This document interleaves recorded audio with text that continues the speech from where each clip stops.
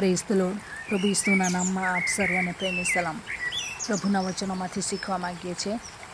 માથીની લખેલી સુવાર્તા 7મો અધ્યાય 21મી કલમ.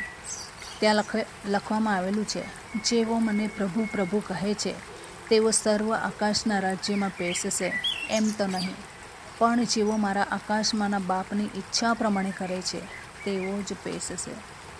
ઘણી વખત આપણને એવું લાગે કે મારી પાસે બહુ બધી જવાબદારીઓ છે અને મારો મોટો હોદ્દો છે અને તેથી મારે વધારે સેવા કરવી પડે છે, દોડાદોડી કરવી પડે છે અને હું પ્રભુને વધારે પ્રસન્ન કરી શકીશ, પ્રભુ મારાથી પ્રસન્ન થશે વધારે, એવું આપણે ઈચ્છા રાખીએ છીએ. એવી ઈચ્છા આપણા જીવનમાં હોય છે, એવું આપણને લાગે છે, એવું થવું જોઈએ એવું આપણે વિચારીએ છીએ. પરંતુ આ વચનમાં શું કહે છે કે પ્રભુને નામે સેવા કરવાવાળા ઘણા બધા છે, પ્રભુ પ્રભુ કહેનારા ઘણા બધા છે, પણ એ પ્રભુમાં પ્રભુની ઈચ્છા પૂર્ણ થાય છે, પિતાની ઈચ્છા પૂર્ણ થાય છે. પિતા આજના સમયમાં મારા માટે શું અપેક્ષા રાખી રહ્યા છે તે આપણે સમજવાની જરૂર છે.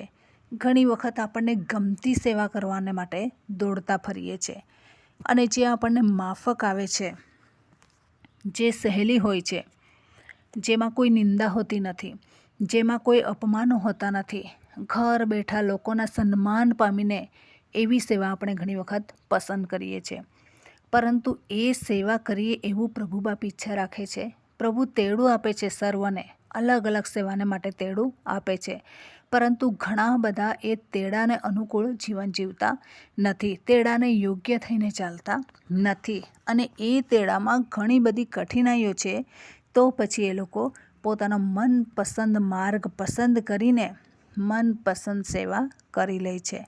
બાળકો મધ્યની સેવા અને જુવાનો મધ્યની સેવા, હોસ્પિટલમાં સેવા અને જેલમાં સેવા, તેમજ રસ્તાઓમાં પ્લેટફોર્મ પર સેવાઓ, ચોપાનિયા આપીને સેવા અને એવી રીતના ઘણી સેવાઓના અનેક પ્રકારો આપણે જોઈએ છે.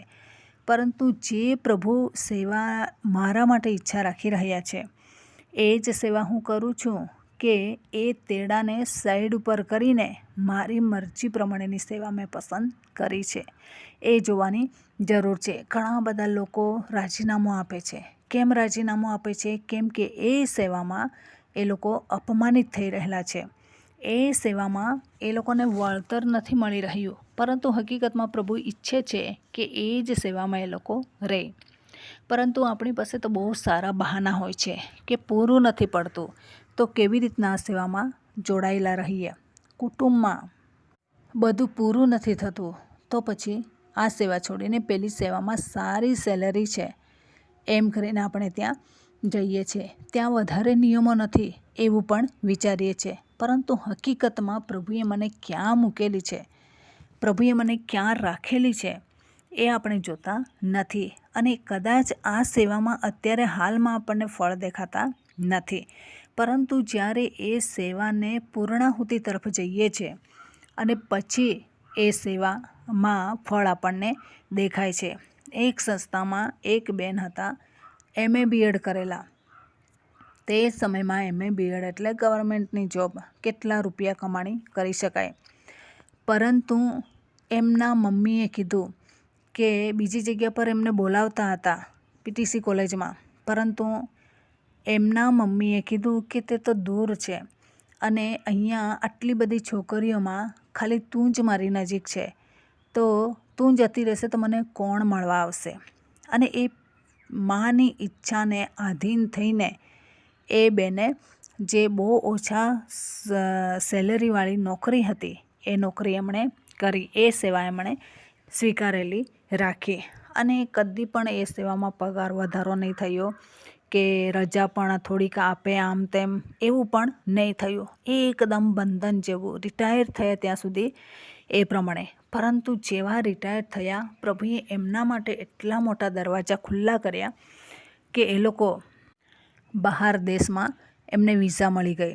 બહાર દેશમાં ગયા પછી એમને કામ પણ મળી ગયું અને કામમાં એટલી બધી સેલરી પ્રભુએ એમને પૂરી પાડી કે આખી જિંદગી જે જગ્યા પર રહીને સેવા કરી એમાં વળતર 1 મહિનાનું જે મળતું હતું એ વળતર એને ત્યાં 1 દિવસમાં મળતું હતું. એટલું પ્રભુએ પૂરું પાડ્યું. જેટલું નુકસાન એને આ સેવામાં થયું, નુકસાનની વાત નથી, એ પ્રભુની ઈચ્છા હતી, પરંતુ પ્રભુએ શું કર્યું, બીજી જગ્યા પર જઈને થોડા જ વર્ષોમાં આખી જિંદગીનો હિસાબ પ્રભુએ એના હાથમાં સોંપી દીધો. પેલા બેન વિશ્વાસુ થઈને સેવા કરતા રહ્યા અને છેલ્લે પૂર્ણ કરીને ગયા. ત્યાર પછી કોઈ પણ જાતનો એમને વાંધો ઉઠાવવો પડ્યો નહીં. પ્રભુએ ઓલરેડી એમના માટે રસ્તાઓ તૈયાર કરેલા હતા. બહાર દેશમાં જવાને માટે એમના પૈસાની ટિકિટ પણ એમને નહીં કાઢી, પરંતુ બીજા કોઈએ એમની ટિકિટ મોકલાવી અને એ પ્રમાણે એ ત્યાં પહોંચી ગયા અને ત્યાં નોકરી ધંધો કરવા લાગ્યા અને પ્રભુએ આખી જિંદગીનું વળતર 2-3 વર્ષમાં જ ભરપાઈ કરી આપ્યું. આ છે પ્રભુની ઈચ્છાને શોધવાની, નાની મોટી સેવાઓ કરવાની, કોઈ પદ નહીં, કોઈ ઉમ્મીદ નહીં, કોઈ પ્રશંસા નહીં, કોઈ વાહવા નહીં, કોઈ જોવા પણ રાજી નહીં. હેરાનગતિઓ હતી, તો છતાં પ્રભુની ઈચ્છા આ જગ્યા પર એ બેન રહી એવું હશે તે પ્રમાણે એ બેન સેવા કરતા ને કરતા રહ્યા અને પ્રભુએ સન્માન સાથે એમને રિટર્ન ફરીવાર ઇન્ડિયા આવવાને માટે કૃપા આપી અને એવા સમયમાં એમને સન્માનિત કરવામાં આવ્યા. આખી જિંદગી કોઈ જાતનું ફૂલ નહીં, પરંતુ પછી પુષ્પગુચ્છ આપીને સ્વાગત કરવામાં આવે છે. આ દિવસોમાં જ્યારે પિતાની ઈચ્છાને આધીન થઈએ છીએ, પિતાની ઈચ્છા પ્રમાણે કરીએ છીએ, આજે નથી ફૂલ, પરંતુ એક દિવસ જરૂર પુષ્પગુચ્છ આવશે. તેથી પ્રભુની પસંદ કરેલી સેવાને કરતા રહીએ. એમાં કેટલીય સેલેરી ઓછી હોય તો છતાં પણ સલામ સાથે, સેલ્યુટ સાથે એ સેવાને પસંદ કરતા જઈએ અને હસતા મોઢે અને શાંતિથી, ખુશીથી એ સેવામાં જોડાયેલા રહીએ. તો આ વચન પ્રમાણે જીવન જીવવા પ્રભુ આપણને સહાય કરે. વચનનો આશીર્વાદ પ્રભુ આપણને સર્વને પૂરો પાડે. આમેન. પ્રાર્થના કરીએ. પ્રેમાળ પરમેશ્વર પિતા, અમે તમારો આભાર માનીએ છીએ, તમારી સ્તુતિ કરીએ છીએ. આ સમયે પ્રભુ તમારી ઈચ્છાને પૂર્ણ કરવાને માટે તમે અમને મદદ કરો. દુનિયામાં પ્રભુ પ્રભુ કહેવાવાળા ઘણા બધા છે, પરંતુ જ્યારે આકાશમાંના બાપની ઈચ્છા પ્રમાણે કરીએ છીએ ત્યારે જ ઘણા બધા ફળો મળે છે અને ત્યારે પિતાની ઈચ્છા પૂર્ણ થાય છે. બાપની ઈચ્છા પૂર્ણ કરવાને માટે તમામ શ્રોતાજનોને તમે કૃપા પૂરી પાડો. એમની ઈચ્છાને પૂર્ણ ન કરે, પરંતુ પિતાની ઈચ્છાને પૂર્ણ કરે એવી કૃપા અમે કરીએ છીએ. એવી સેવા કરવાને માટે કૃપા પૂરી પાડો. આ પ્રાર્થના પ્રભુ ઈસુના મૂલ્યવાન નામની અંદર માગીએ છીએ, માટે સાંભળો, સ્વીકારો, માન્ય કરો. Amen. Thank you. Praise the lord. God bless you. Amen.